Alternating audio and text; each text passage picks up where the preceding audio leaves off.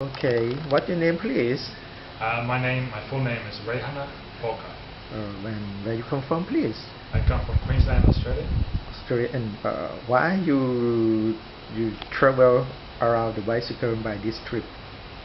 I didn't know much about bicycles until about 6 months ago, and I met some people who had a touring bike, and it put the idea in my head that I could actually travel by bicycle, and I never thought that before. I had been living in Chiang Mai for 2 years, and I just decided it was time to go home, but I didn't want to go home the easy way. I wanted to go home a more interesting way. So yeah, it just sort of come like that. The idea started just to go to Singapore, but then I started thinking about other countries I could do, and so now I'm doing a bigger trip than I expected. So And now you stay in the Bangkok, and what you have the next plan for this trip? So my next plan is I'm waiting for a new wheel set to come from America, which should be here in another 5 days or so. And then once that arrives, I'll put those wheels on my bicycle, and then I'll ride from Bangkok to the Cambodian border in Hoi Phet. I will ride Cambodia, and then go out through Vietnam, and go up Vietnam, and go back into Laos, the mountains, go up Laos a little bit, and then cross back into Vietnam again, and then come up to Hanoi in Vietnam. And then from Hanoi, I want to go to Beijing, China. And sorry, how many days you have the plan for all the trip? As long as it takes. There's no limit. So as long as it takes me to go these countries, so whatever that turns out to be.